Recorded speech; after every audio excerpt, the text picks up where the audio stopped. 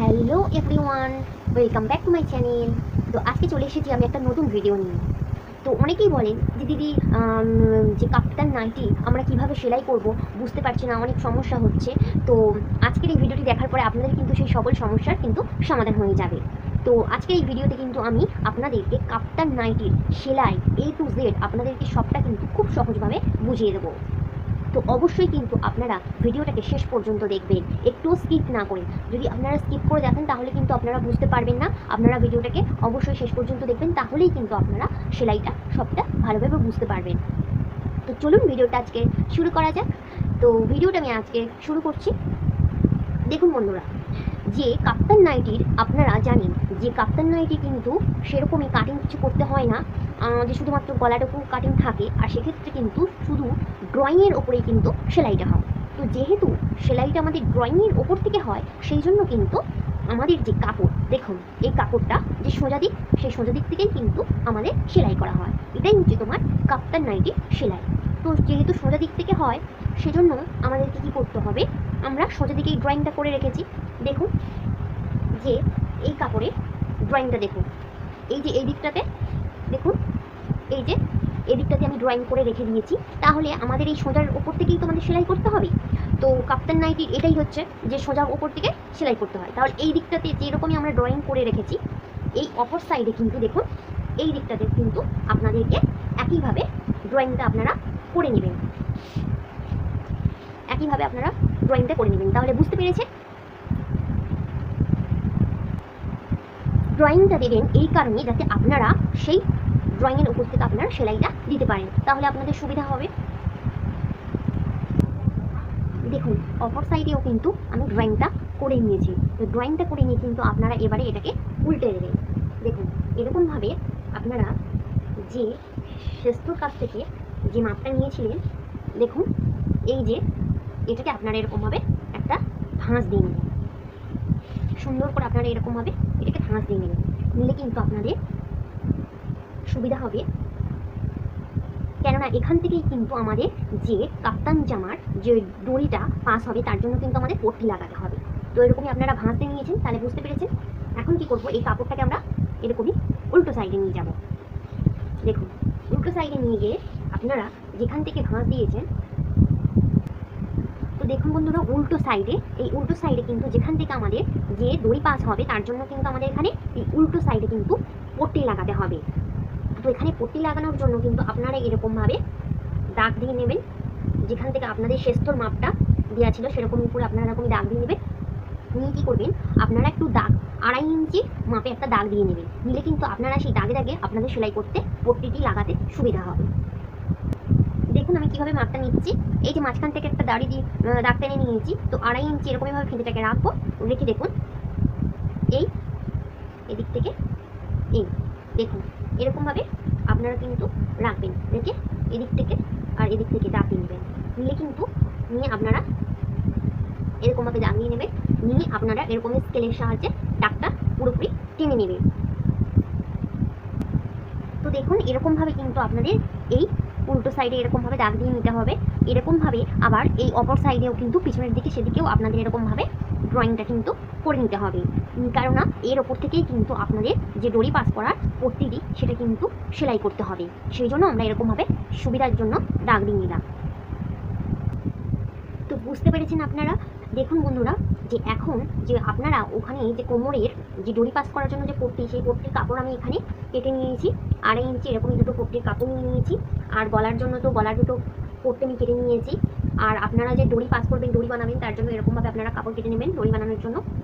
তো চলুন এখন আপনাদেরকে আমি সেলাইটা সম্পূর্ণভাবে দেখাই। তো আশা করছি আপনারা বুঝতে পারবেন। আর ভিডিওটা যদি ভালো লেগে থাকে তাহলে অবশ্যই কিন্তু একটা লাইক দিতে ভুলবেন না। আর আমার চ্যানেলে নতুন বন্ধু হলে অবশ্যই কিন্তু আমার চ্যানেলটাকে সাবস্ক্রাইব করবেন।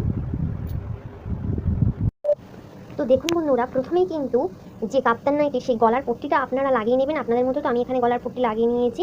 আর দেখুন এখানে প্রথমে আমাদের যে কাজটা করতে হবে, এই যে সামনের দিক মানে কাপ্তান জামার যে সামনের দিকটা, সেই সামনেতে আমরা যেখানে দড়ি লাগাবো, সেখানে দড়ি লাগানোর জন্য দেখুন এই যে মার্জিনটা দিয়েছি, এই যে দেখুন ড্রয়িং করা রয়েছে এই যে মার্জিন, এখানে কিন্তু আমাদের এই একদম মাঝখানটাতে আপনারা একটু ভালো করে দেখুন, এই মাঝখানটাতে কিন্তু আমাদের একটা করতে হবে, ছিদ্র করতে হবে, যেখান থেকে কিন্তু আমাদের দড়িটাকে পাস করানোর জন্য। এখানে কিন্তু আমি এখানে একটা ছোট্ট এখানে একটা মার্ক করে নিয়েছি, দেখুন এরকম একটা পট্টি নিয়েছি, এরকম একটা ছোট্ট টুকরো।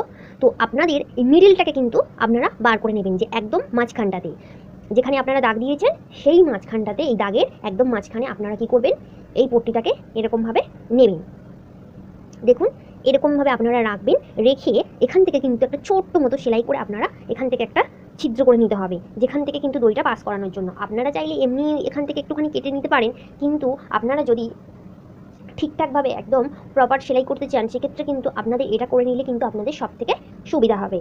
তো দেখুন আমি কিভাবে সেলাইটা করছি। তো দেখুন এরকমই আমি কাপড়টাতে একটা গোল রাউন্ড করে দাগ দিয়ে নিয়েছি, নিয়ে এরকমভাবে এটাকে আমি এরকমভাবে রাখলাম, রেখে এখন এখান থেকে আমি একটু রাউন্ড করে সেলাই করে দিয়ে নেবো। তো দেখুন এখানে কিন্তু আমি একটা ছোট্ট রাউন্ড করে সেলাই করে নিয়েছি। তো এখানেই কিন্তু আমি এখন এই কাপড়টাকে আপনারা এরকম একটা ছোট্ট করে কেটে নেবেন। তো দেখুন এরকমভাবে আমি ছোট্ট কিন্তু একটা ছিদ্র করে নিয়েছি, নিয়ে এই কাপড়টাকে এর ভেতর থেকে কিন্তু আমি এরকমভাবে মুড়িয়ে ঢুকিয়ে দেবো।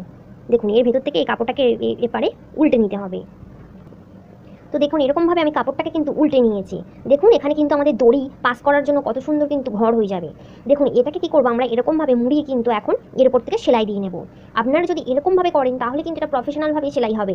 আর আপনারা যদি এখানে এই পটিটি না লাগান তাহলে কিন্তু এখানে যদি শুধু ছিদ্র করে আপনারা দড়ি পাস করতে পারেন, কিন্তু এখান থেকে পরবর্তীকালে ছিঁড়ে যাওয়ার সম্ভাবনা থাকে। তাই আপনারা এরকম পটিটি লাগিয়ে নেবেন, নিলে কিন্তু আপনাদের এই ঘরটা আর ছিঁড়বে না। তাহলে বুঝতে পেরেছেন? তো দেখুন এই পট্টির কাপড়টা, এটা যে উল্টো সাইডে আমি লাগাবো দড়ি পাস করার জন্য, আপনারা দেখুন এরকমভাবে এই যে এটা সামনের দড়ির যে ছিদ্রটা রয়েছে এটা এরকমই থাকবে।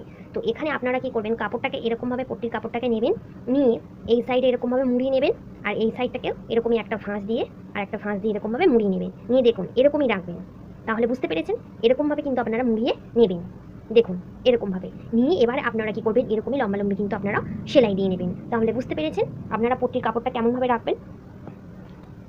তো এই মাথাটাকে আমি এরকমভাবে মুড়িয়ে নিয়েছি, নিয়ে এরকমই এই যে দাগ দেওয়া রয়েছে দেখুন এখানে এরকমভাবে রাখলাম, রেখে এখন এখান থেকে আমি একটা সেলাই দিয়ে নিচ্ছি। তো দেখুন এরকমই লম্বালম্বিভাবে কিন্তু আমি এই সেলাইটাকে দিয়ে নিচ্ছি। আপনারা একবার ভিডিওটাকে একটু মনোযোগ সহকারে দেখবেন, তাহলেই কিন্তু আপনারা সবটা বুঝতে পারবেন। ভিডিওটাকে স্কিপ করে দেখবেন না, তাহলে কিন্তু কিছুই বুঝতে পারবেন না।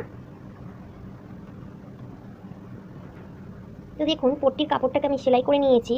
আপনারা দেখুন এই দুই ধারে কিন্তু আমি সেলাইটা দিয়েছি, আর এই যে জায়গাটুকু, এই জায়গাটা, এই মুখটা কিন্তু খোলা রয়েছে, এই মুখটা কিন্তু আপনারা খুলে রেখে দেবেন। তাহলে বুঝতে পেরেছেন? অপর সাইড এই সাইডেও কিন্তু এই মাথাতেও আমি কিন্তু এরকমই করেছি। দেখুন যে দুই ধারে আপনারা সেলাই দেবেন, আর মাঝখানটাতে এইটা কিন্তু আপনাদেরকে খোলা রাখতে হবে।